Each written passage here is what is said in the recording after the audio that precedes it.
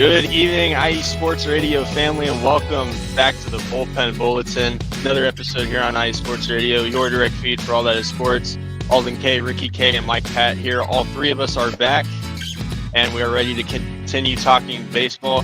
For episode 10, we're going to start off with some drama over in Atlanta. Ronald Acuna with a questionable tweet towards Brian Snitker regarding a pullout from Jared Kelenic. We'll talk about that and give our thoughts on the Ronald Acuna tweet that he quickly deleted.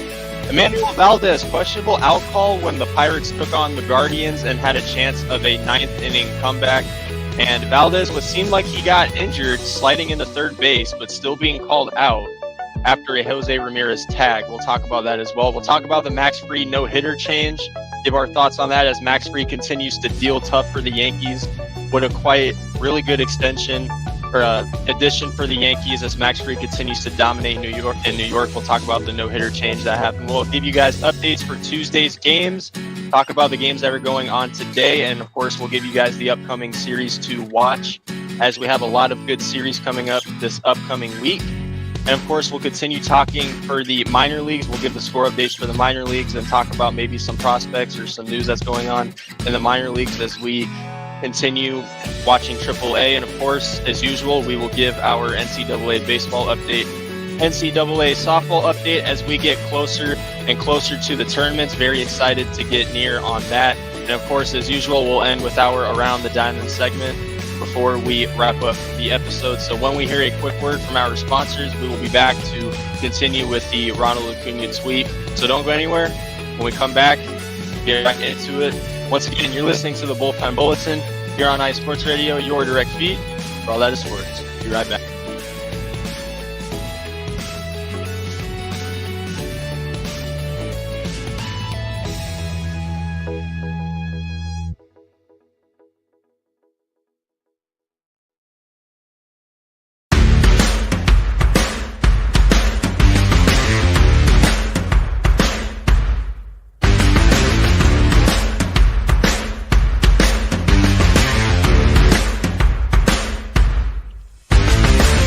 IE Sports Radio fans, this show is brought to you by Planet Jerky Premium Brisket Beef Jerky.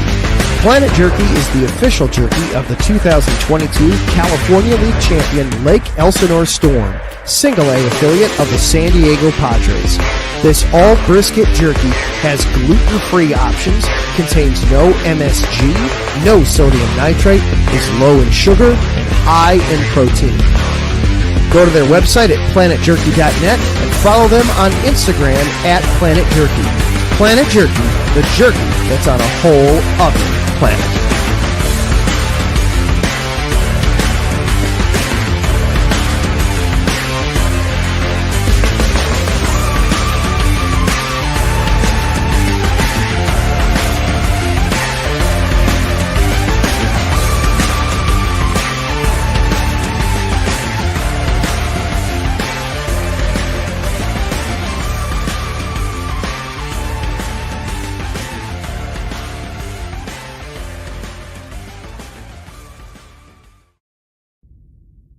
Rise and shine.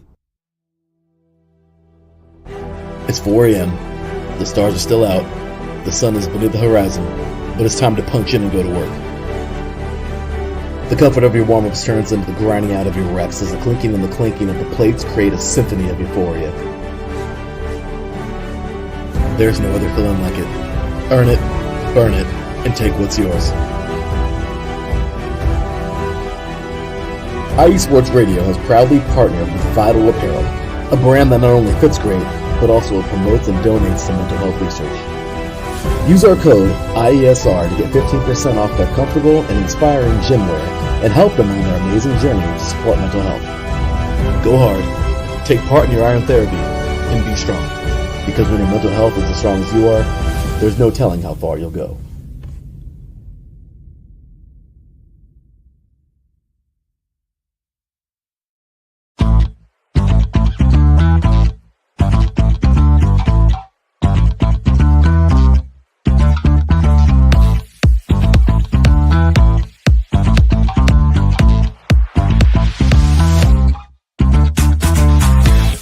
Hey there, IE Sports Radio fans. Be sure to check out our sponsor, Seal the Deal Wax Seals by Cecilia B. You just finished your very own wedding or baby shower invitations and you're looking for that extra special touch? Maybe you just wrote a letter to a relative or a friend and you want to add to their smile when they receive it. Then seal the deal with Cecilia's handmade sealing wax stamps for your invitations, letters, and gifts. You bring the deal, we'll bring the seal. You can find them on Instagram at sealthedeal_wax stamps and on Facebook, Seal the Deal Wax Seals.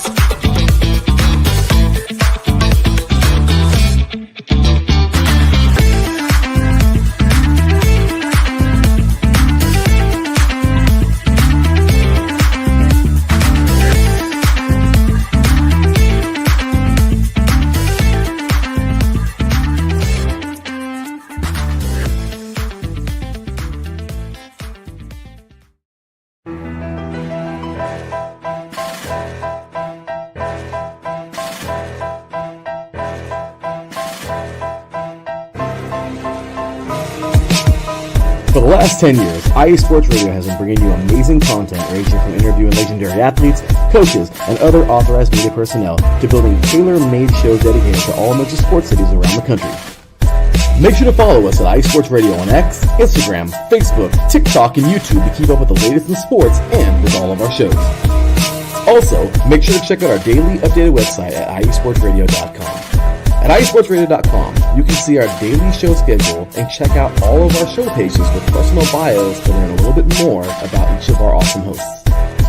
In addition to our show pages, you can catch the iSports Radio blog, Hall of Fame, Fans of the Month page, and our merchandise shop including t-shirts, tank tops, caps, long sleeves, hoodies, and more. For now over a decade here at IE Sports Radio, we've continued to be by the fans, for the fans, and we thank you all for your support and for making IE Sports Radio your direct feed for all that is sports.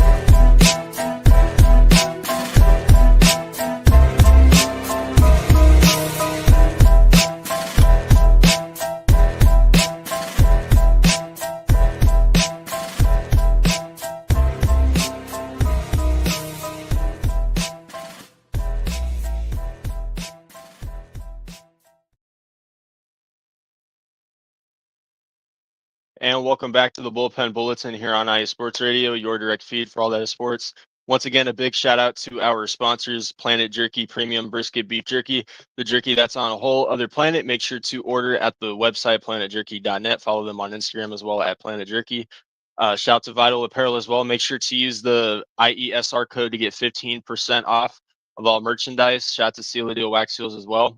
And of course, you guys can follow us on X. You can follow the Bullpen Bulletin X account at BP Bulletin _IESR. You can follow Ricky at RickyNader555. You can follow Mike at Let's Wine _IESR, and you can follow me at the AZTRL. Great to be back here on another Tuesday evening talking baseball, and we're going to start it off over in the South, over in Atlanta. So the Braves, while they are still a few games below 500, they have a little other drama going on, or whatever it is. But Ronald Acuna recently came out with a tweet regarding a move that Brian Snitker made, and he deleted the tweet shortly after. But Ricky, you wanted to really get to talking about this a little bit, so I'll go ahead and start off with you. If I can remember the tweet correctly, Acuna basically said if he were in that situation, he would have been taken out of the game. So what are your overall thoughts on what Acuna had to say on X? So to put more context into this, Saturday night, Jared Kelenic hits a fly ball, thinks it's the home run, starts walking around the bases, ends up hitting the wall, over hustles to second, gets thrown out at second base. Brian Snicker comes out the next day, says he didn't see the play. But he had met with Kelenic Sunday morning, and that's when Ronald Acuna said I would have been benched for that. Now, you've seen a lot of people come out with this. Jeff Francoeur was on an Atlanta radio show today and said that Ronald Acuna had been warned multiple times about these things and kind of put into context that Snicker wouldn't do something like that. I do think there's a double standard, though, when it comes to how we enforce this kind of stuff. Like, if it's a superstar, they get away with it. But I was kind of surprised that Jared Kelenic was not benched. I don't know if it was because the over-hustling. Brian Snicker talked about that he plays with his hair on fire. He's a sub-200 hitter. I don't understand why Jared Kelenic did not get any repercussions for not doing this. And I think that's a problem in baseball. Like, we don't penalize guys who don't hustle. Like, it should be the norm that people hustle. We were taught that as kids playing in Little League, that you hustle every play. And to see that managers who don't really have the power anymore, because front offices have a lot of these power, that they can't do that in the locker room, I just don't understand. I get it with Ron and Acuna. Look, Acuna's learned from his mistakes. What I think he did wrong, he shouldn't have pressed send. He should have called Snicker up, talked about it, handled it professionally. That was wrong.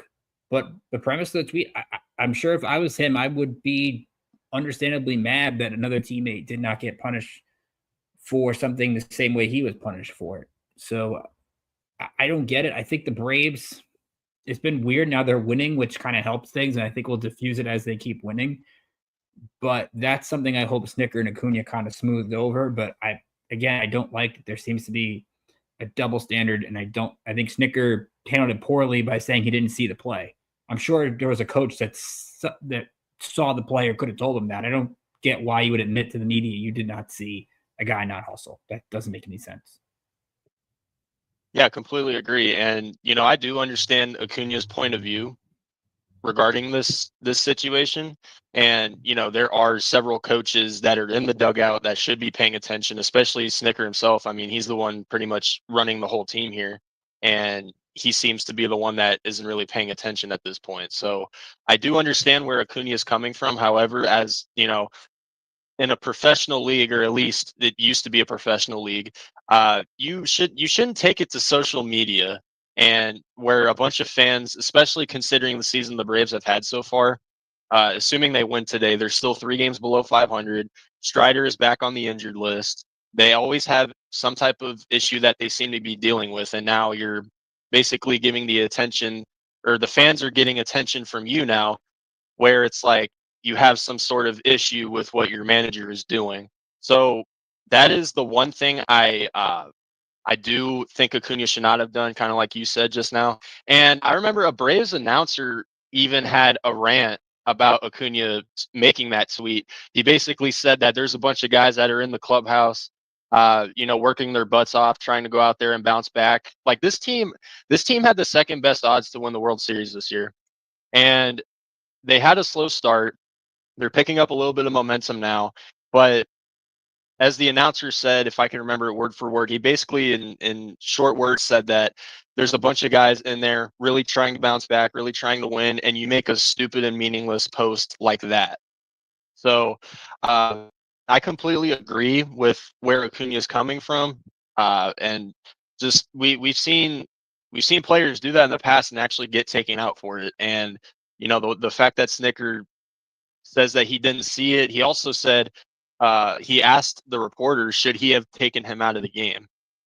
And he basically asked the reporter, acting like he was trying to basically tell him how to do his job or something like that. So this whole tweet thing, I don't agree with him sending the tweet, but I do understand where he is coming from. But Mike, what are your thoughts on what Acuna said on X?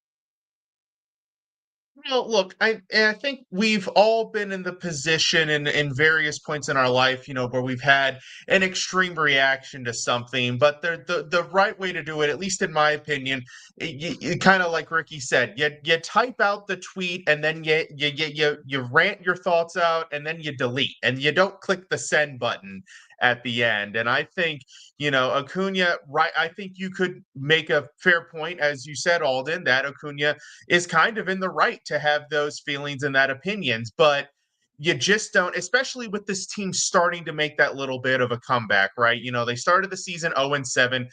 Thank God this didn't happen to them when they were 0-7, because the city might have imploded if that was happening when they were in that much of a downswing. But, you're starting to come back. You're starting to get a little momentum. They could be up to 10 wins. They've clawed their way kind of out of the basement, but there's still a long way to go. And the last thing you want is some unnecessary drama. Acuna's always been an outspoken personality. He's always been kind of that vocal type in the Braves locker room. So it's not surprising. It's just it's ill-timed. It's unnecessary. It adds unnecessary drama to an already dramatic season for them. But he's also not the only one that mishandled it. I think you could easily make the argument that Snicker handled it poorly as well. I mean, how can you say as a manager that you didn't see a play in a game? Like, that's an egregious statement. That's what we call an inside thought. You keep that thought on the inside and you just say, you find some way to put it. You don't openly admit that you didn't see the play. And from Kelenic, I mean, look, we've seen it dozens of times. Guys hit the ball, they think they've got the home run, they start trotting down to first, and oh shoot, now it's not a home run, and you have to book it really quick. I mean, so it wasn't exactly a cardinal sin. It's happened many times before, it'll happen many times again. But yeah, I don't think anybody involved to this point has handled this situation right. And I think the best case scenario for the Braves is for them to keep winning some games, start to get that record up, and hopefully people will just sweep this under the rug. Yeah, if you're a Braves fan, or obviously the Braves themselves, you just put all this behind you. It's still early in the season. Just try to make amends between Acuna, Snicker, and any other teammate that may have some issues with Acuna right now, and just keep trying to win games. I mean, after starting 0-7, they've been, I believe, 9-6 since, 10-6 if they win today. So they're getting it back together, and we'll see if they can make a bounce back. But another questionable situation, and this time it's over in Pittsburgh. So there was a game earlier. I can't remember the exact day, but the Pirates were taking on the Guardians. They were down 3-0 going into the ninth inning. And Emmanuel Valdez was the first batter up, if I can remember correctly. And they were facing Emmanuel Clase. And he hits a ball into the gap, and he tests his luck at third base. He was safe at first, and then he got what appeared to get hurt, and that caused him to take his right hand off of the bag. And Jose Ramirez tagged him out, and then the third base umpire still said he was out. So a little bit of a questionable out call, as he did get hurt in the process. So Mike, we'll start off with you. Overall, what did you think of this call? Very strange kind of culmination of things happening all at once. First the unfortunate situation of Valdez getting hurt as he slid into third base. That and alone, kind of started this series, because Jose Ramirez, the Indians' third baseman, was like right on top of the play, and he saw kind of what was happening, and he thought, okay, wait, he might overslide the bag, he might take his hand off of the bag, which he actually did at first. His hand left the bag. He was able to get it back on the bag before Ramirez was able to tag it out. But that exchange, of course, caused Ramirez is now like laser focused in on this guy. And he kind of saw the opportunity. He was thinking this guy might take his hand off the bag again, maybe to call time or something, was probably going through his head. And that was exactly what happened. And, you can make the argument here. If you watch the replay, you can see he slides in. Ramirez tries to get the tag. His hand's still on the bag. Initial call safe. And then he lifts his hand up off the bag to try to call time, like, hey, I'm hurt, Blue, call time. And it was that tagged him. And if you watch the replay of the umpire, it almost seems like he goes to give him time, like in that moment. But before he can make the call to call time, Ramirez gets the tag in, which I understand probably by the letter of the MLB rulebook. If you have not as the umpire, if you have not given time, you cannot then consider the play dead, and then therefore the tag gets applied and you're out. That would be my interpretation of the rule. But my confusion in this situation comes from the umpire. The umpires kind of have their discretion of when to call time on a play, right? And I would think one of those moments when you can use that discretion is when a player is hurt. Logically, that would be my opinion there. So why is the umpire, if you see this guy on the ground, he's not exactly hiding in that he's in pain. He's wincing in his face. His arm is like pinned against the ground. He's like not moving it. Why, after that initial kind of interaction where Jose tries to tag him and his hands on the bag, why, as the umpire, seeing what's going on, why wouldn't you grant time right then and there? That's my problem with how this all unfolded. By the letter of the rule book, the way it played out, yes, Valdez would be out because he lifted his hand off the bag. He got tagged. The ump hadn't granted time. But my big problem with the whole thing is why the umpire, who, by the way, in addition, is also laser focused in because he is watching, making sure that, the hand is on the bag, the tag is being played.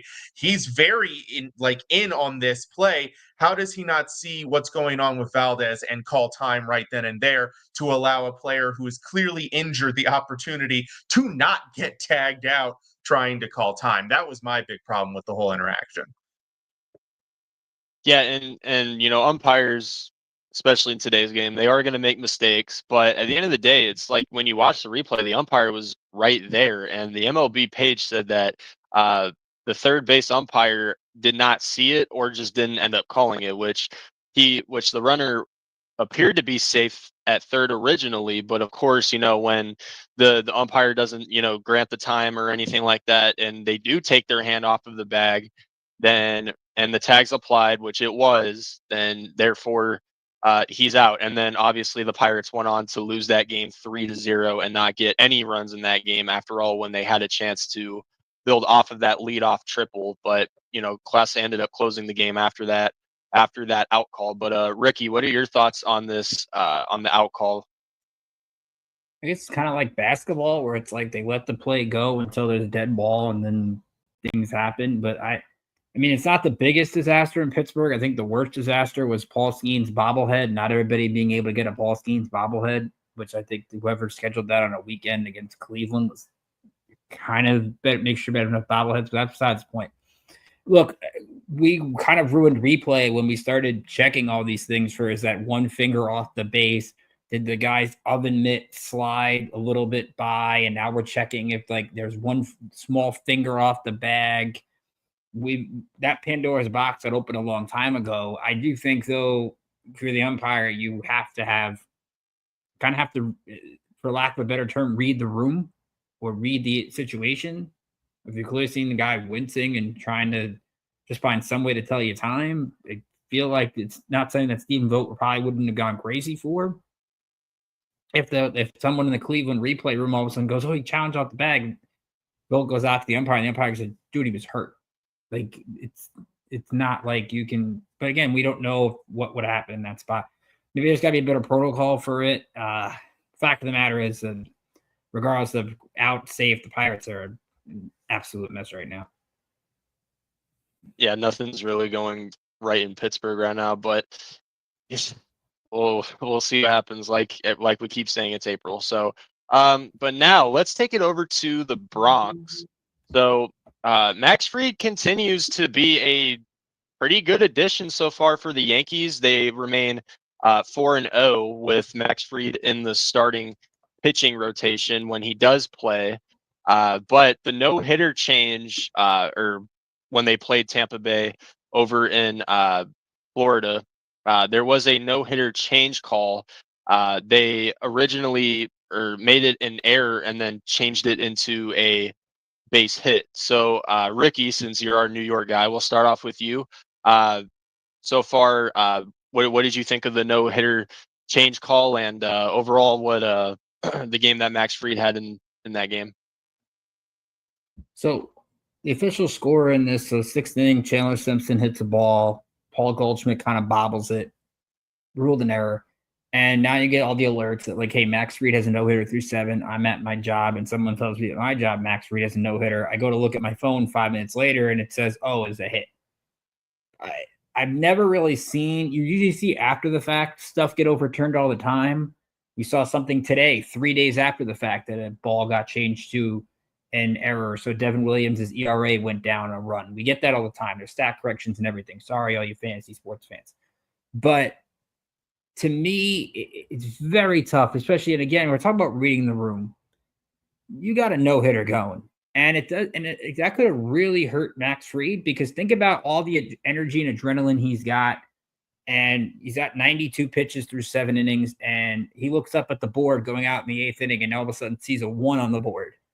Now you don't know how much energy he's got left. Now you don't know if it took all of a sudden the wind out of him and something goes wrong. And that's not the official score's problem, but again, that's something you kind of have to keep in mind. There's that old saying, if that's that first hit, it better be a hit if you're going to call it. And I just think if there was a similar play, I guess, earlier in the game where Fried beat the player to the bag, I don't think it would have happened that time. And getting to Chandler Simpson later and how dynamic he is with his speed, I think he'll be good for the Rays.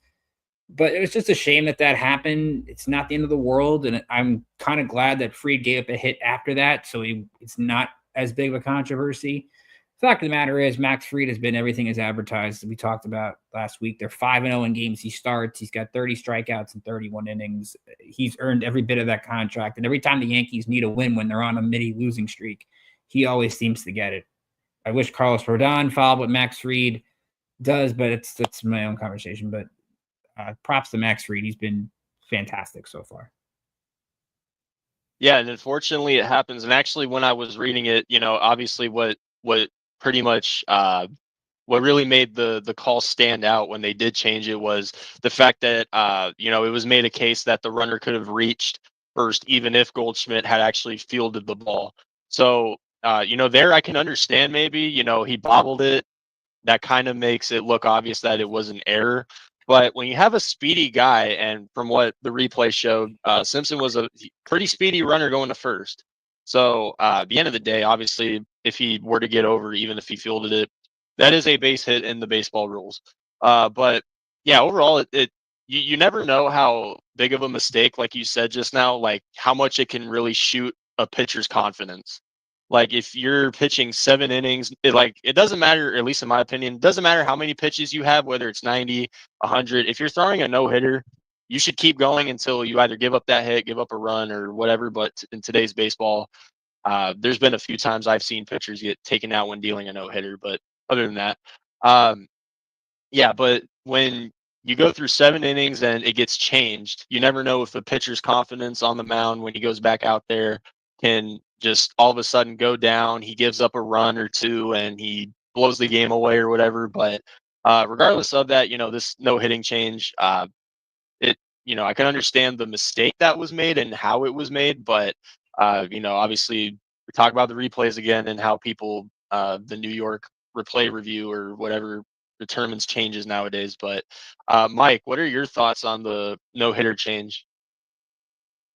It was weird that it happened at least what was it, 1 or 2 innings later. I don't remember exactly how many innings later it was, but it is weird that it happened a little bit later, because I've noticed this in other MLB games, is that if there is a play in question, there won't necessarily be a ruling right away. Sometimes there will be a delay, and then later on, or maybe a few minutes later, they'll come up with the official ruling. I don't know if that happened in this particular play, and then they went back and changed it after that delay.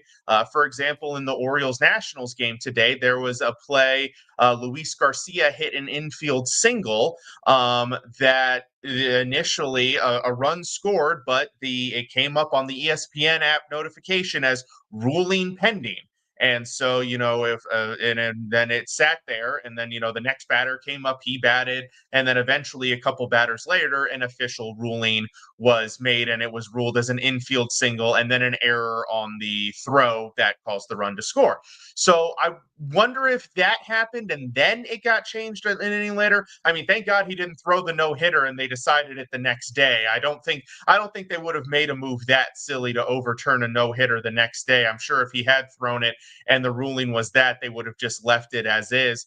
But at the end of the day, Max Fried is a professional pitcher. He's been doing this a long time. Like Ricky said, he ended up giving up another hit later on anyway. So in the end, it's not a dramatic change. But I do think the league has to be careful. And I do think these scorers have to be careful, because you might run into situations, like Ricky said, where it could have a significant impact on your pitcher, on your pitcher's mentality, and things like that. I don't know if it necessarily would have with a guy, like I said, like Fried, who's been around a little bit longer, who's a consummate pro. But I mean, look at an example of Armando Galarraga and the blown perfect game call with Jim Joyce in Detroit. His career was never the same after that. And who knows, what would have happened had he gotten that perfect game. And I'm sure we could find other examples if we went back in the history books. But, in the end, not a huge deal. But I will say the scores and the MLB do need to be careful with these types of changes. Yeah, for sure. But I guess all that really matters is Max Fried living up to that contract. Great addition for the Yankees. He's undefeated on the mound to start off the season. And he's been healthy too. That's been one of his biggest issues. He's been healthy this season. So let's hope that that continues. He's doing a really good job in New York right now. But we are going to go into a quick break. And when we come back, we're going to give you guys updates on the games that are going on today. And we'll give you some upcoming series that we think are going to be entertaining to watch. And of course, we'll continue with the minor leagues, give some score updates, talk about some games maybe, and some players. So don't go anywhere. We'll be back. You're listening to the Bullpen Bulletin here on IE Sports Radio, your direct feed for all that is sports.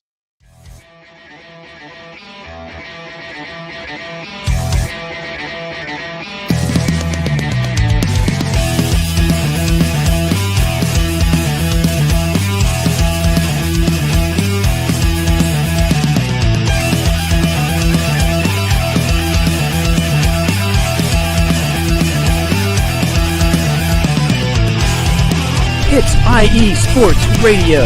It is your direct feed for all that is sports. It is Philly Sports Talk with Cash and Chris every Tuesday night right here on IE Sports Radio, your direct feed for all that is sports.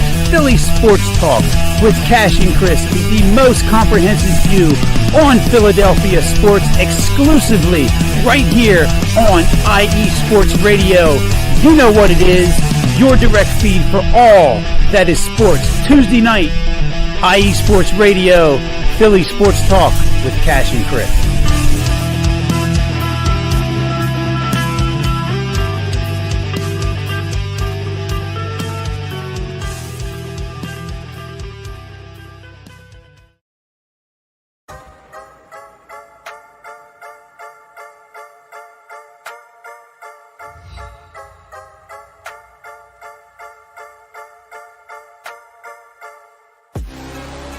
What's up, Wisconsin sports fans?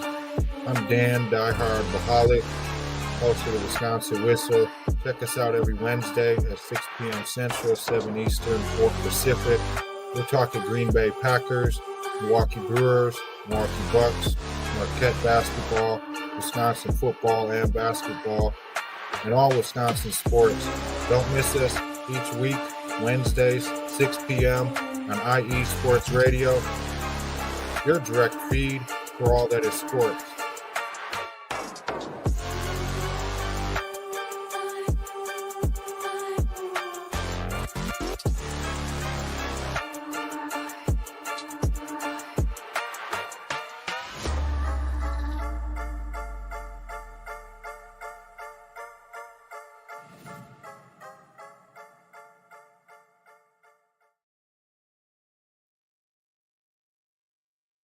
And welcome back to the Bullpen Bulletin here on IE Sports Radio, your direct feed for all that is sports. We just covered the hot topics that have been going on in baseball lately and gave our thoughts on it. Now we're going to go into today. We have quite a few games for baseball today. Some games have not started yet. Some games are just now starting. So we'll hand it over to Ricky, who will give the score updates and what has been going on in the Major League Baseball for today. So, Ricky, what are some score updates and some final scores for today so far? So our final scores we have right now: Padres a 2-0 win over the Tigers. Great series out in Detroit. Elias Diaz, the only runs in this game, a 2-run shot in the second. Nick Pivetta is now 4-1 with a 1.20 ERA. He got the win. Robert Suarez, his 10th save of the year, and he's yet to allow a run as the Pods are now 17-7. Marlins get a win over the Reds 4-3. They've won a couple in a row. Shout out to Max Meyer yesterday, his 14 strikeouts, but Miami playing well against Cincinnati. In the Mike Patt Bowl, the Nationals beat the Orioles 7-0. 8 scoreless innings from Mitchell Parker. The Orioles held to just one hit. Dylan Cruz goes deep in this one as the Nats get the win there. And the Guardians with a 3-2 win over the Yankees. All 3 runs scored by Cleveland in the bottom of the 6th. And the Yankees waste a 4-for-4 performance by Aaron Judge as Cleveland's taken the first 2 games in that series. Games in progress right now. Kansas City up 2-0 on the Rockies. But Colorado trying to threaten in the top of the 9th. They're actually threatening to score runs. That's a new thing as they're trying to avoid going to 4-18. Drew Waters, a home run for Kansas City there. Chris Bubic's got an ERA under 2. He's been really good. Red Sox 8-3 over Seattle. That game in the 8th. Tristan Casas a 3-run homer in that one. That's a fun series. Seattle's been hot of late. Twins with a 4-1 lead over the White Sox. That game in the bottom of the 8th. Ty France is an RBI single for Minnesota. Trevor Larnach a 2-run homer. Mets have broken it open against the Phillies, trying to win their 6th in a row. They're up 5-1 in the 8th. Christopher Sanchez left the start tonight for the Phillies with a forearm injury. So considering they're without Suarez as well, that could be a big loss. He's out for a long time. We thought the Braves had turned it around, but St. Louis scores 3 in the top of the 8th, and they lead 7-4 out in Atlanta, trying to get just their 2nd road win of the year. They have been off to a rough start. Dodgers and Cubs playing a wild one. Is 8-7. Dodgers were just rallied in the top of the 7th to take the lead. So there are going to be many twists and turns still in that game, as Alden can attest to from the Arizona series over the weekend. Astros 4-1 over the Blue Jays in the 6th. Hunter Brown shut down the Blue Jays last night. And then tonight for the Astros, it is Greg Blanco who's got thrown 6 innings, allowing just a run on 2 hits. Rays and Diamondbacks are scoreless. That game is in the 2nd inning. Brandon Pfaadt starting for Arizona. And for the Rays, it is Zach Littell. Pirates and Angels underway. Bailey Falter and Joel Soriano. Brewers and Giants, it is Jose Quintana, who now has a win against, I think, every team in baseball, which is pretty cool. It'll be Quintana against Jordan Hicks. That's a fun matchup in the Bay. And Rangers and A's, Patrick Corbin and Beto going for Oakland. No Nick Kurtz in the lineup tonight, but he did get the call up. He will play tomorrow. I think they wanted to get used to being up in the big leagues and not facing a lefty. Now, actually, the Rockies did take the lead. A 3-run, I'm just going to get the quick update there. 3 bases clearing double by Jacob Stallings. So the Rockies are 3 outs away from getting a win in Kansas City. So that is your Tuesday night lineup. Yeah, that's not something you normally see from the Rockies, I'll tell you that much. And, Kurt's getting called up for the A's. I think that's, a pretty cool move. The A's have, in my opinion, a pretty good future. They could go on a streak here at some point this season, but that Rangers and A's series going to be pretty cool. So we'll continue with that. But some upcoming series to watch. So we did, obviously, the series that are going on right now. There are a couple that just started today. There's a lot of 3-game series too. So I guess, we could maybe talk about some series going on right now, or maybe some that are going on next week. But I guess, Mike, we'll start off with you. What are some series that you find interesting maybe around right now or next week that the MLB fans should take a look at? But before I hand it over to you, our Beantown Sports Pound host, Brian, is in the chat. How you doing, Brian? Pretty sure your Red Sox got a win today over the Mariners, so good job. We'll see if Boston can keep it going. But Mike, what you got for upcoming series to watch? Well, for upcoming series, I'm looking ahead to this weekend, and I'm looking at that Cubs-Phillies series. Philly traveling to Chicago. These are 2 teams. The Phillies trying their darndest to keep up with the Mets, who have gotten really hot recently. And of course, tonight's results are showing no different. This is a Mets team that, even as we discussed before the show, even without Juan Soto, their $765 million man tearing it up, are still doing really great. That starting pitching has been fantastic. So the Phillies are going to have to do everything they can to keep pace with the Mets. Meanwhile, you've got the Cubs that are leading their division, leading the Central at 14-10. Which isn't the most outstanding record, but I mean, hey, if you're leading the division, that's going to get the job done. So they're looking to maintain that pace and keep leading the NL Central, which has not been extraordinarily difficult, but nonetheless, you need to keep winning those games. So that's one series I was looking at. I was also looking at Red Sox Guardians, a very red series. But nonetheless, you've got the Guardians who've actually gotten really hot. They've won 5 in a row. They just swept the Pirates, I believe, this past weekend, and also have taken the first 2 in their series against the Yankees. So the Guardians, after inexplicably losing 2 of 3 to the Orioles last week, couldn't explain to you how that one happened, but have won 5 in a row, and they're going to look to continue their momentum as they have officially now, after today's results, taken the lead in the American Central. Meanwhile, you've got the Red Sox, who also doing pretty well. They're 6-4 in their last 10. They're starting to put it together, and they're trying to creep up on the Yankees, which of course Cleveland's currently helping them do. And so hopefully, and their result tonight, they're currently leading Seattle, so that game has not gone foul. However, 8-3, and it looks like that's about to be in the top of the 9th. So the Red Sox might close that out. So 2 series against some very good teams that are both in early battles to maintain positioning this upcoming weekend. Yeah, this upcoming week, there's quite a few. I'm actually going to go with the Rangers and Giants. I think that is going to be a good, World Series rematch. Bruce Bochy going back to San Francisco as the Rangers manager. It's, always good to see one of those matchups. Also, for the Giants, Jung Hoo Lee's been playing out of his mind lately.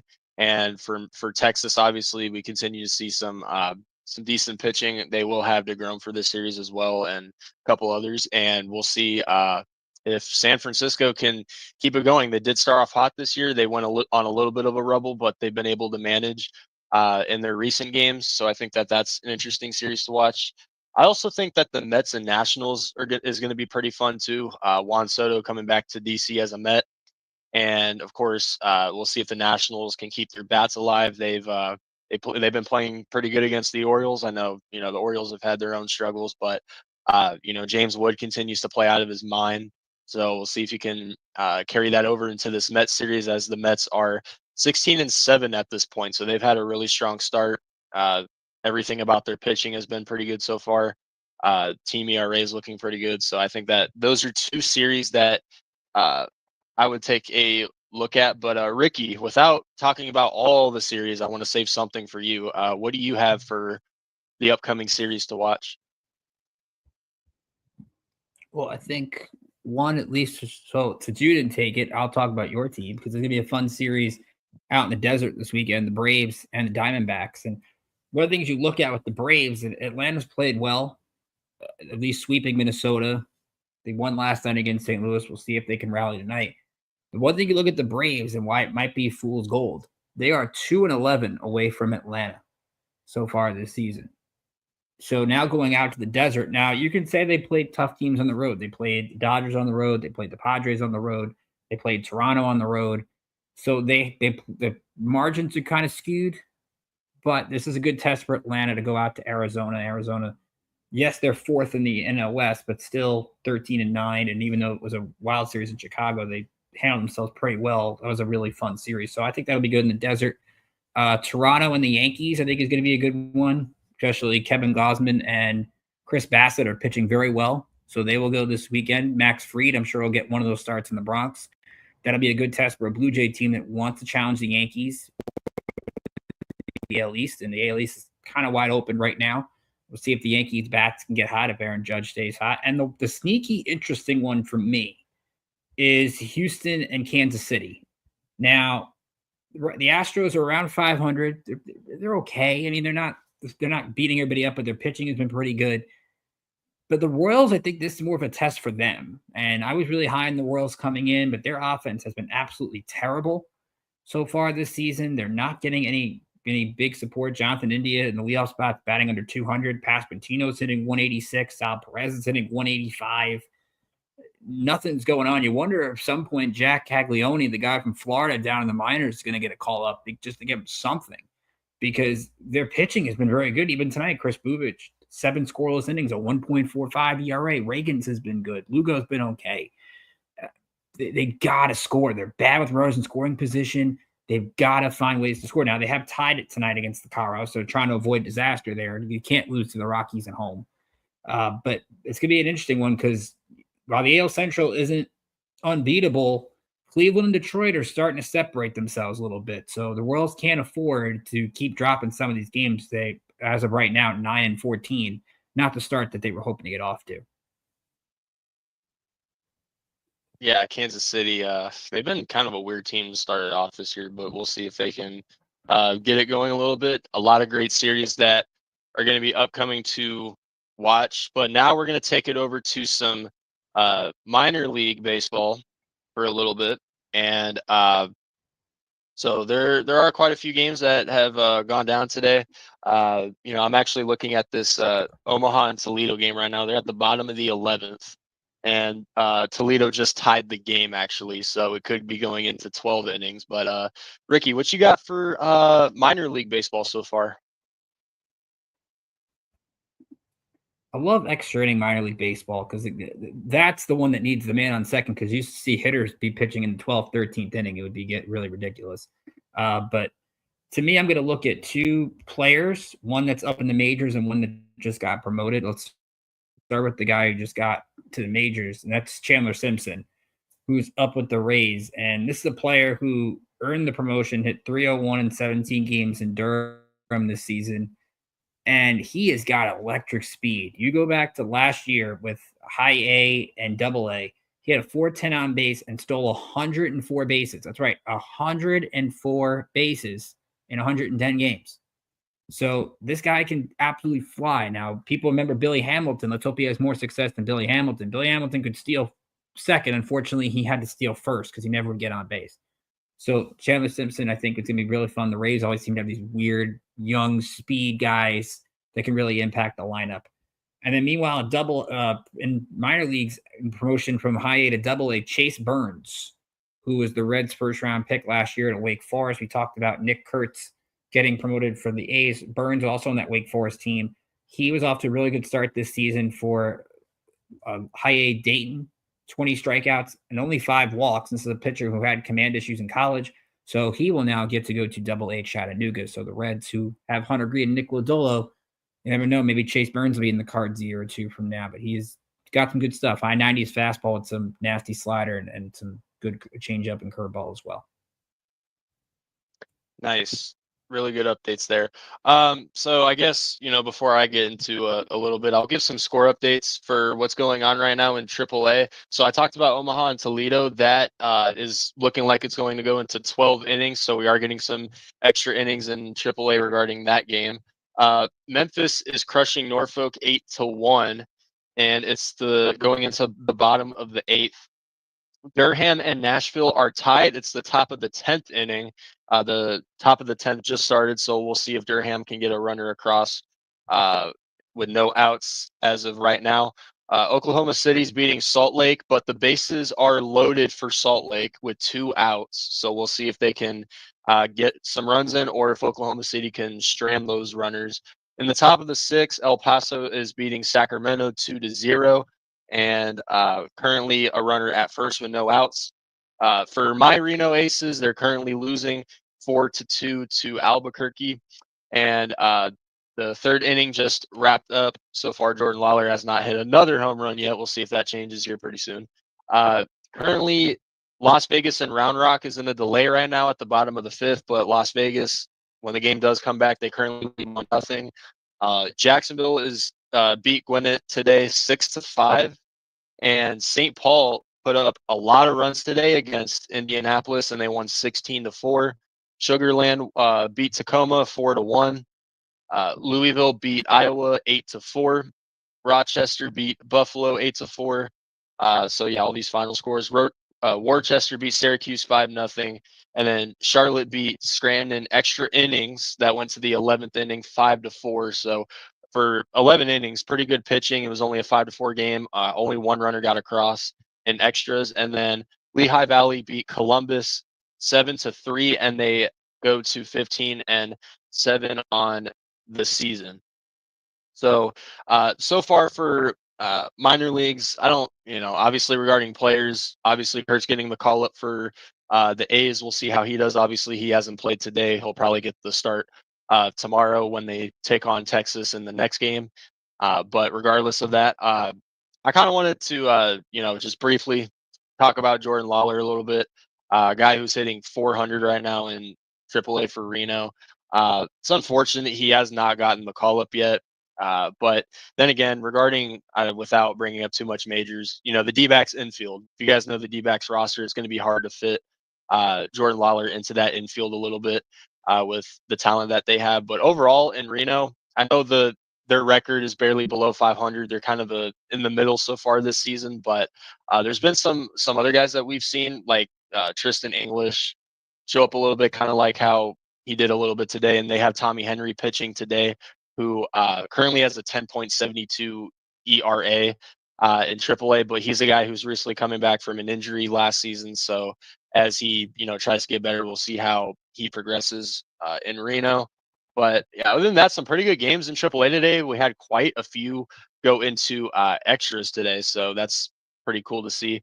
But Mike, what do you have regarding the minor league so far?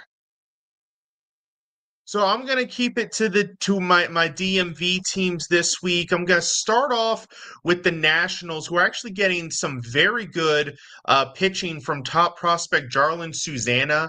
He's off to a really good start in Double A. Harrisburg actually just had a 10 strikeout performance in a win over New Hampshire.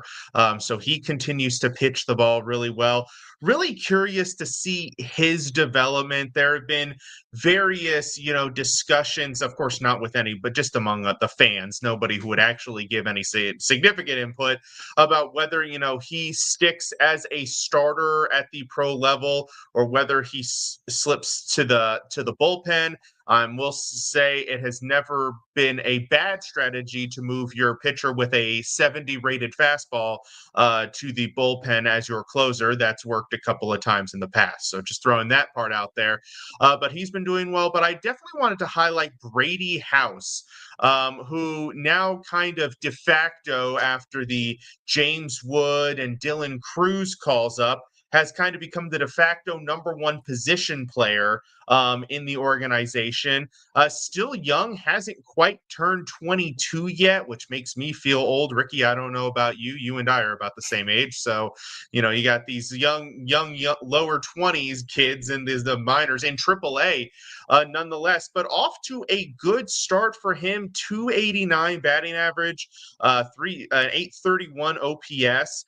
And one of the concerns about him coming out when he came out in the draft in 2021 as a high schooler was, will his bat continue to evolve and develop and adjust to higher levels of pitching? And so far, at least to a certain extent, it has. Now, the strikeout rate's still a little bit concerning, sitting at about 35%.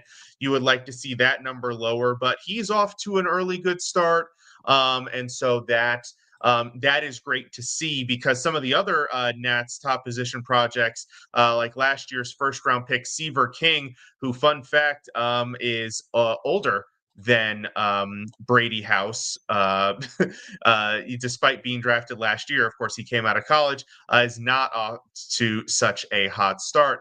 And then for the Orioles, I mean, with all of the struggles and inconsistencies in the major leagues, we have one guy who has been incredibly consistent for Norfolk, continues to be, and that would be Kobe Mayo, who there was a little bit of a controversy before the season when the team sent him back down to AAA. He did say, kind of in a comment, which he's retracted, but it is kind of a lose-lose situation for him, because if he hits well, everybody expects that from him at this point, and by golly, he's hit well down there in AAA. So with the struggles of the Orioles, I wonder if it's only a matter of time before they decide to change things up and give him the call.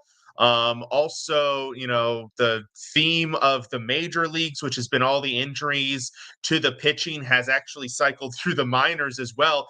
They just put two of their top pitchers on the injured list with the Chesapeake Bay Sox, who were formerly the Bowie Bay Sox, which was my hometown in Maryland, and I'm a little bit annoyed that they changed the name, but it is what it is. We adjust and we live on. So two of their top pitchers got put on the injured list, which actually prompted the call up of a couple of guys, and also Alex Pham had a really good start for the Bay Sox today. 5 1/3 innings, only gave up 1 run, struck out 11 in a loss. And Pham is interesting. I didn't realize this. Somebody pointed it out on X. He's been a prospect for the Orioles for a little while. He's actually, I think he's 25 now, so getting up there in age by prospect standards. But he has now thrown 200 innings at AA and with 200 strikeouts. So you got to wonder at some point, he's thrown all these innings at AA. Is he finally going to get the call up to AAA?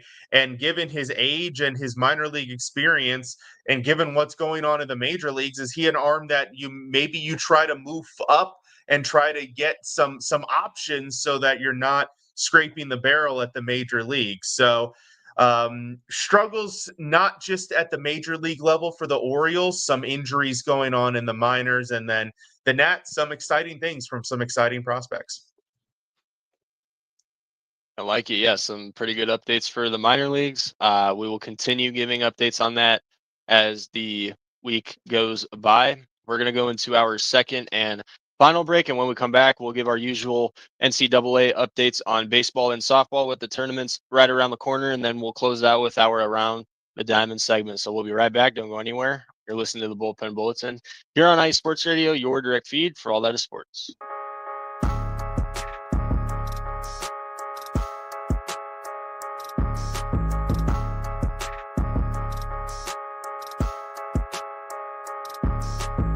How we doing, sports fans? This is Christian Harvey, your host of Gritsville, USA, your go-to show for all things Detroit and Michigan here on IE Sports Radio. Whether you're here for Gritty Lions talk, getting pumped up for the great Detroit sports renaissance, or hating on your neighbor depending on if they were green or blue, we got you covered. Whether you're in the East, West, or Central, we got you covered. Join me as we tackle through all that the great state of Michigan has to offer in the world of sports. Catch me, Christian Harvey, each week on Gritsville, USA, right here on IE Sports Radio, your direct feed for all that is sports.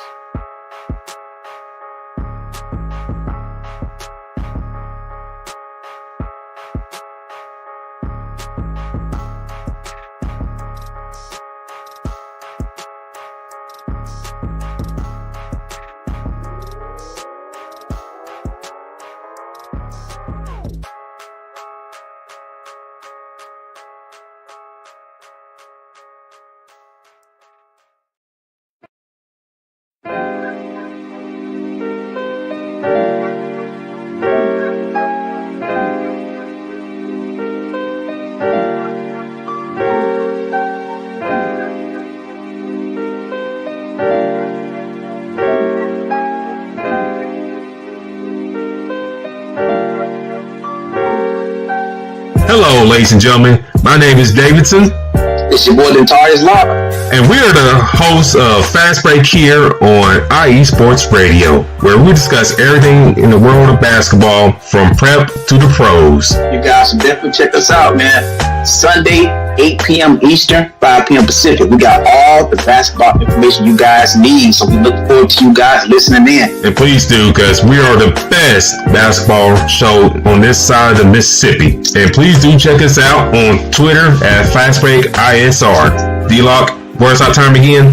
8 p.m. Eastern, 5 p.m. Pacific. That gives you guys plenty of time on a Sunday. Tune in.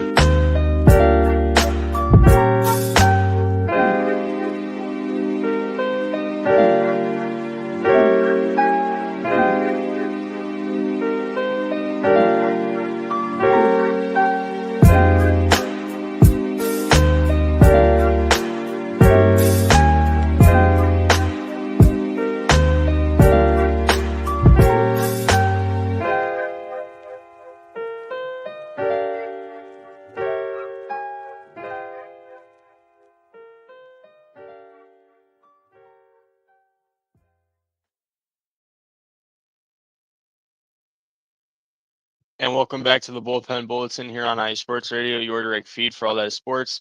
Just gave our updates on the MLB and the minor leagues, and we'll continue to talk about that in next week's episode. Now let's take it over to NCAA baseball. We got the college tournaments quite around the corner. We've had some pretty good series between ranked teams lately. So, Ricky, we'll start off with you. What do you got as far as college baseball so far? Well, fun week in college baseball. Actually, it's really fun night in college baseball because we got a lot of weird games going on in terms of possible upsets, actually there's a top 5 matchup going on right now. Clemson taking on Georgia. Clemson leading 2-0 in the bottom of the 7th inning. So a good pitcher's duel over there. Auburn is taking on Georgia Tech. That's a mid-week matchup. Georgia Tech leads that one. Auburn actually leads that one, 1-0 in the 6th. But some upsets going down right now. Number 1 Texas is losing to Texas State. That game in the bottom of the 7th, 9-8. Oklahoma is losing to Oral Roberts. That's a 4-3 game there. Vanderbilt, who I'm going to talk about in a second, is actually losing to Middle Tennessee State in the bottom of the 9th inning. So there have been plenty of crazy games today. So it's always good. And Kentucky upsetting Louisville 17-5 in 7 innings. So Kentucky had a good weekend beating Tennessee and then beating Louisville as well. But we're going to talk about the Commodores, who took on Georgia over the weekend. Bulldogs have been playing great until they ran to Vanderbilt. We haven't really, I don't think, talked a lot about Vanderbilt this year. They've kind of gone under the radar in what has been a crazy SEC. But Georgia had one of the better lineups in the country, and they got a couple of good, strong pitching performances. Connor Fennell struck out 11 in the series finale over 5 2/3 innings. And then to open it up on Thursday, J.D. Thompson had 14 strikeouts, gave a run in the first inning, and that was it, over 8 innings. That is the most strikeouts by a Vanderbilt pitcher since 2022.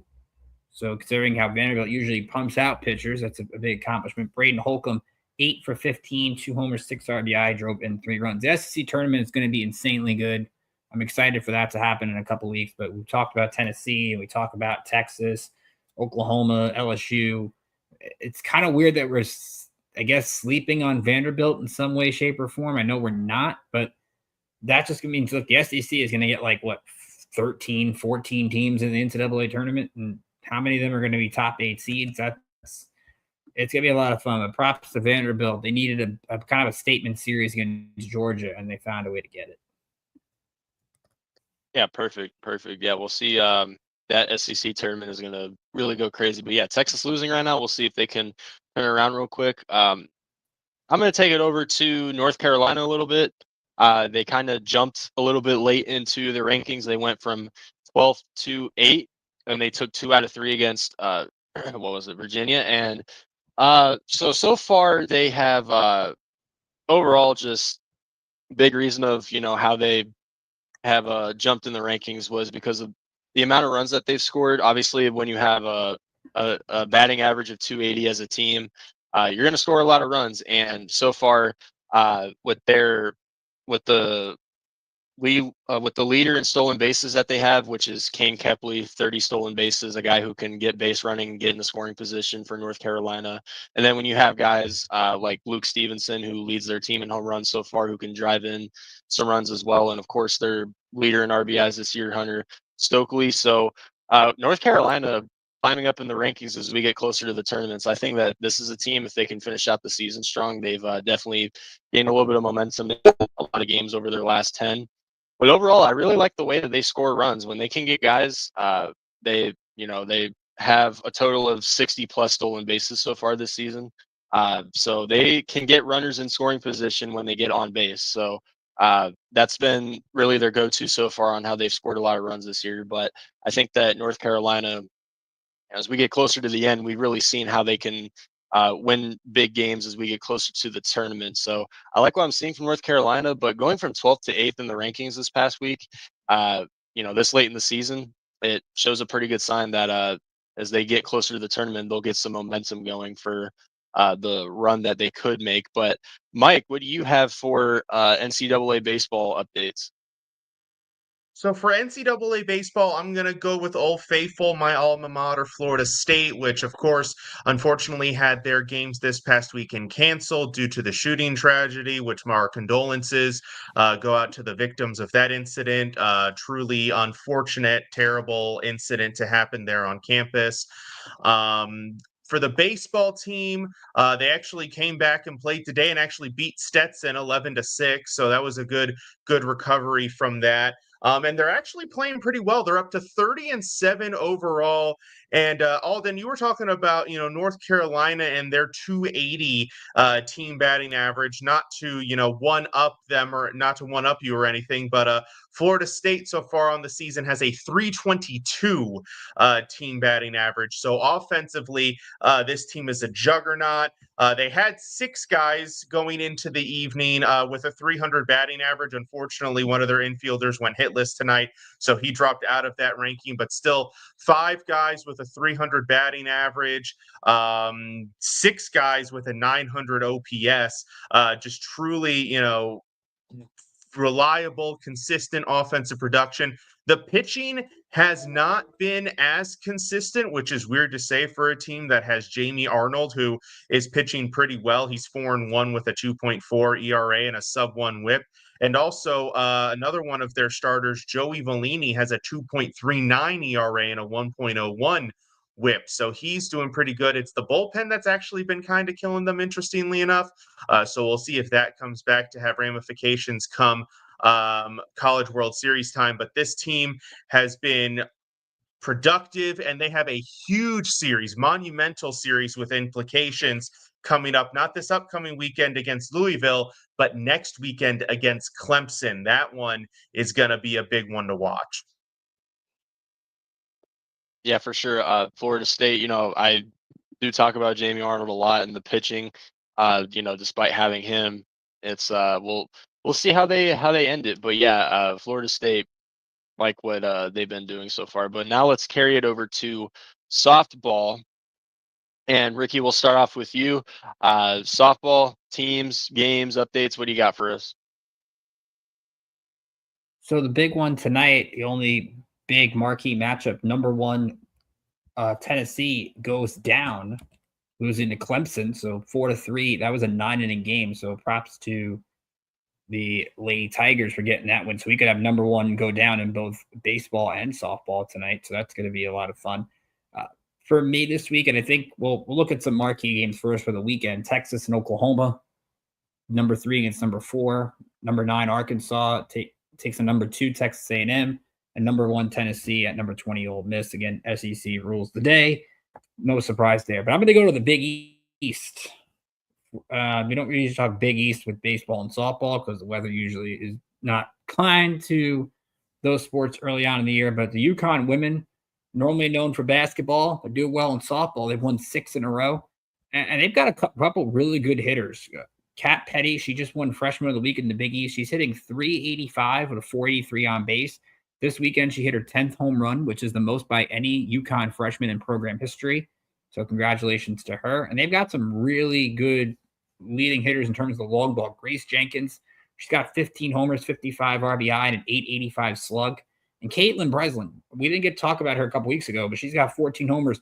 4 of them came in one game against Creighton. So you look out for UConn. The Big East Women's Tournament is out in Philadelphia in a couple of weeks. Maybe they're that 2-3 seed in a regional that makes things a little interesting with their power. So if you're looking for some crazy picks for your softball bracket, maybe UConn finds a way to sneak a win or two and make things interesting for a top seed. So props to the Lady Huskies getting it done, not just in basketball, but in softball. Yeah, good to see them do good in softball so far. Definitely pretty good there. But I'm going to go to, and I feel like I talk about them quite a lot, but which is weird because, I'm not really the best LA lover. But yeah, I'll continue talking about UCLA a little bit. They recently played Oregon. They did lose 2 out of 3, and 2 of those games weren't even close.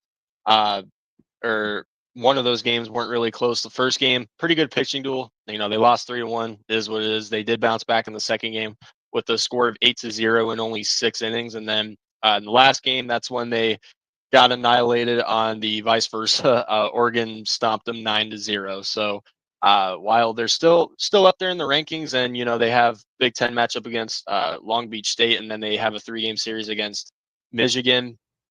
So some pretty good tests for UCLA, but obviously with the amount of runs that they've scored, obviously we talked I've talked about one of their players having 22 home runs, 68 RBIs, a slug percentage of over 1.071, which Megan Grant, by the way, and just the way they scored runs this season.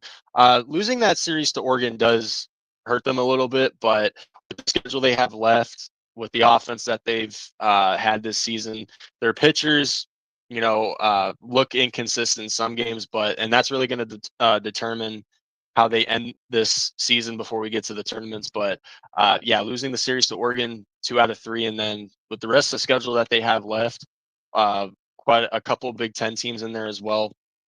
I think UCLA can bounce back pretty good as we get closer to the tournaments. But overall, pretty good viewing from the players as they've been able to score a lot of runs lately. But their pitching, I'd say they have to find a way to keep it smooth in every game, because inconsistency going into the tournaments is going to be a little bit questioning. But overall, UCLA, they continue to have a pretty good season. Sucks that they lost to Oregon, but we'll see how they end off their season. But Mike, what do you have for us for softball?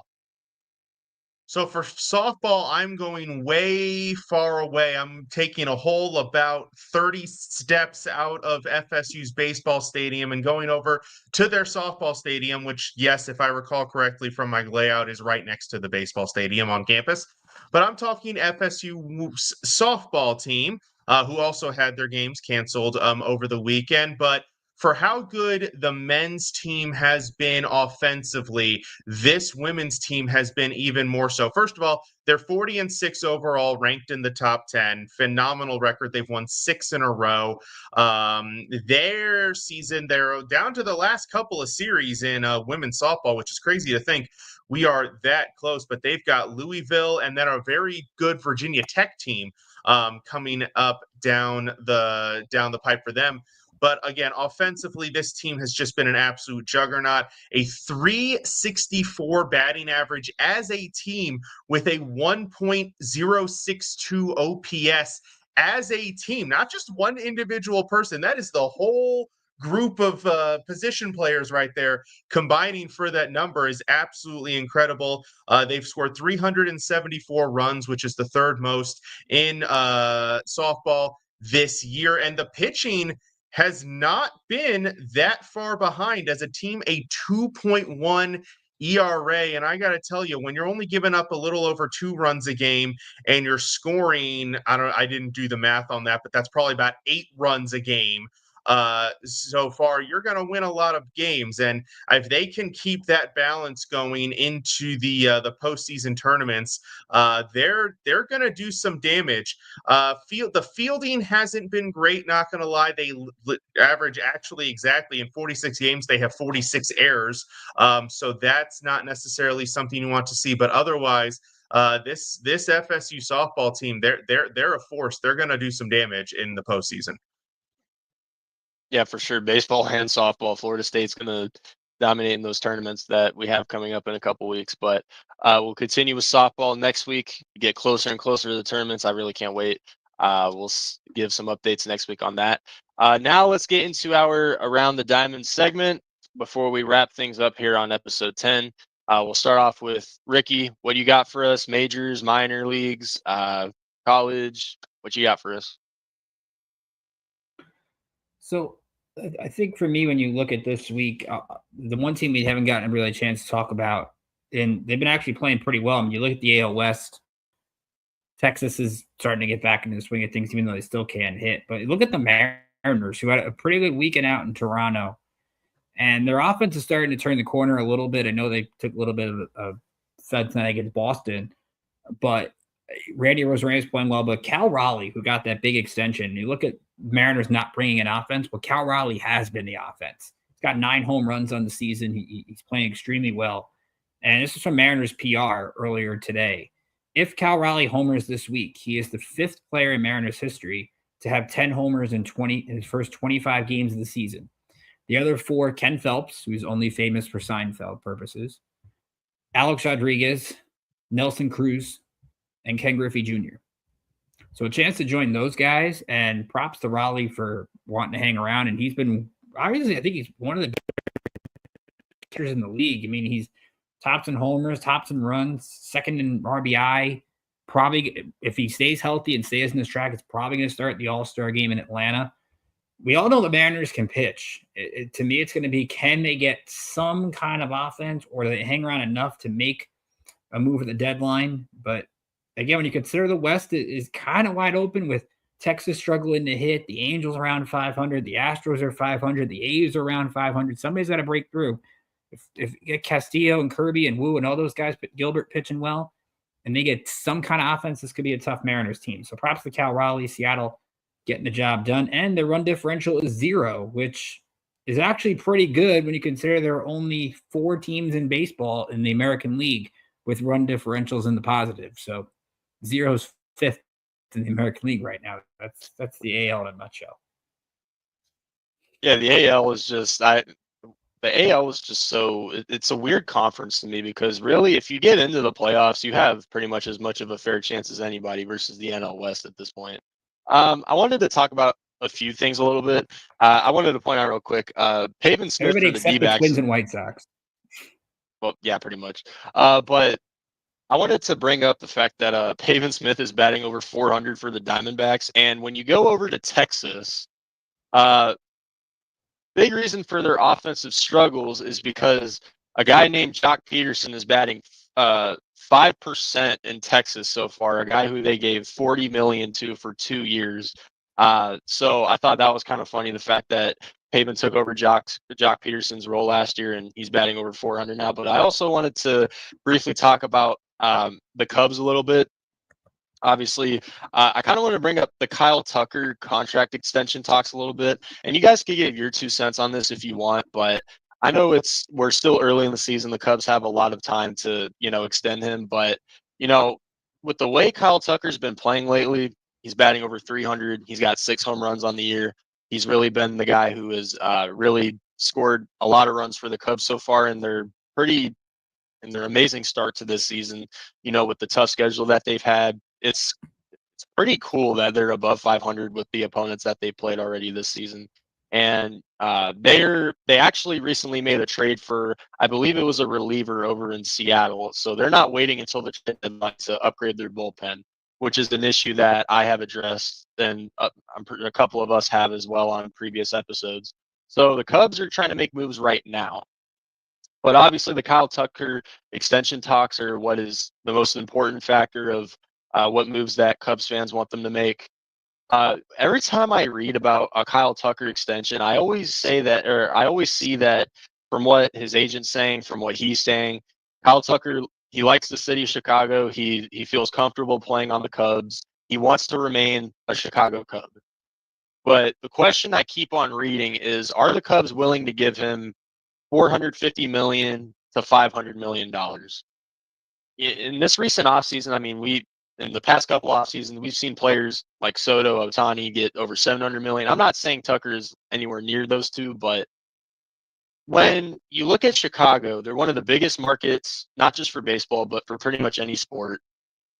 I never really understand. Like, I would get it if Kyle Tucker played for a small market team, and I believe that's actually why Houston ended up trading him, because they were worried about paying him because he was on the last year of his contract. And so I would understand it if, he were playing on a small market team. But when you look at the Cubs, if the articles are true and they don't know if they want to give him that much money, I never really understood, like, since when has money been an issue for a Chicago team? That's not really something I understood. And also because I think Mike pointed out a little bit earlier that the Cubs payroll actually went down compared to last season. So it's not like they have a bunch of guys on big contracts or anything like that. Once again, we are early into the season. They have time to extend him. But the fact that they haven't even started talking to him about an extension yet is something that I kind of found confusing. And being a big market, it's like money isn't really an issue for the Cubs, or at least I don't think it should be. So, I wanted to give my thoughts on that a little bit. I do think that Kyle Tucker should get paid whatever he wants, especially if he continues playing the way that he's played so far this season. But Mike, what do you have for your Around the Diamond segment? And just to piggyback off of that a little bit on your statement, Alden, the Cubs luxury tax payroll went down 35 million year over year from last year to this year. So they trimmed a bunch, and you got to think, I mean, you trimmed a bunch and you got this guy doing great for you, that this would be the opportunity to go ahead and get a deal done for him. I agree with you on that 100%. I'm going to take my Around the Diamond to shout out a player that probably wasn't on most people's radar entering the season, but I think he's probably maybe jumped onto a few and may have jumped onto many today, and that's Mitchell Parker, pitcher for the Washington Nationals. Started off the year with 4 consecutive quality starts, and then comes in today against the Orioles and pitches just an absolute gem. 8 innings, gave up 1 hit, 2 walks, struck out 4, brought his ERA down to 1.44 on the season, and now gives him 5 quality starts, which ties him with Hunter Brown of Houston for the most in the league.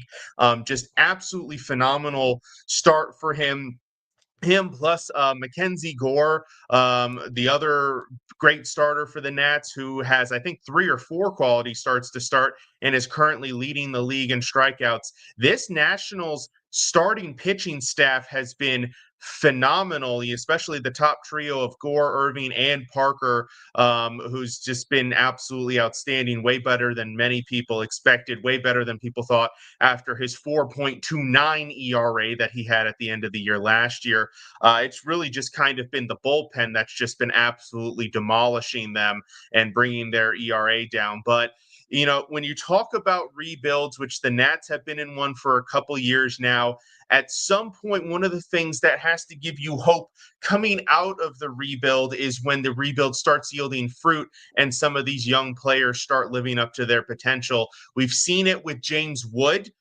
He's been playing great baseball this year. Keeper Ruiz, the catcher, has been phenomenal. But now that some of these starting pitchers are starting to step up and look great, it's a reason to give the Nats hope, which is something that fans of the franchise have not had basically since Juan Soto was traded. But maybe there's a light at the end of the tunnel here.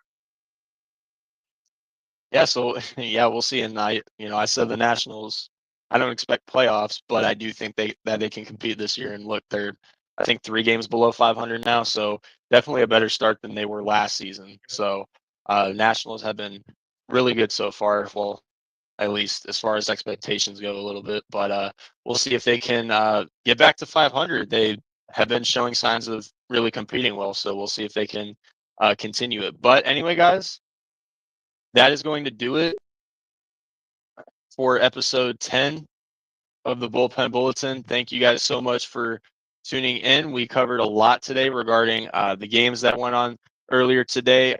Games are still going on right now, obviously, with the A's and Rangers game that just now started. We'll see how that ends as well. And of course, we continued with the upcoming series to watch. A lot of great series that will be going on later. And of course, college baseball and softball tournaments right around the corner.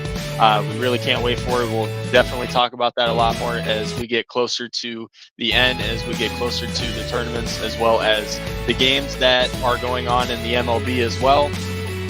Really competitive NL conference with teams like the Cubs, Dodgers, who are currently playing each other right now. As in the bottom of the 8th, actually, it's a 10-9 ball game. So another big offensive scoring game for the Cubs. We'll see which offense is the best by the end of the day. But overall, a lot of great games going on in Major League Baseball right now. And of course, with the minor leagues, we'll continue with that as we go deeper into the season. And we'll see if we see any more extra inning games. We saw a lot of them tonight. So a lot of good minor league games today and a lot of good offensive scoring in that game. And of course, we'll see if any hot topics come out regarding next week. Obviously, we'll see if the drama continues in Atlanta. We'll see if it clears up, and we will definitely see if Atlanta can get back to 500 and become the team that we thought that they were going to be this season. Obviously, with the injuries they've dealt with, they're going to get Acuna back very soon. So we will see how the Braves, or if they turn things around as we get deeper into the season. And of course, if the umpires can make better calls and get things right, we'll see if they can turn that around at least to a certain degree as we get deeper into the season. But overall, a lot of great baseball so far to start off the year, and we're at the end of April right now. So MLB baseball season is getting good just at the start so far. We'll see how teams continue to play. We'll see if teams can go on a little streak here as well. We've had a lot of good teams, especially in the NL Conference, which we will continue to talk about as well as that goes. But anyway, guys, thank you guys for tuning in to the Bullpen Bulletin. Episode 10 will be back next Tuesday evening to continue our baseball talk here on IE Sports Radio, your direct feed for all that is sports. Once again, big shout out to the people who tuned in to watch. And thank you guys so much for continuing to support as we continue to talk baseball every week. I'm Alden K with Ricky K and Mike Patt. It's been a pretty good episode so far. We will see you guys next Tuesday evening. Have a good one. We'll be back. See you guys later.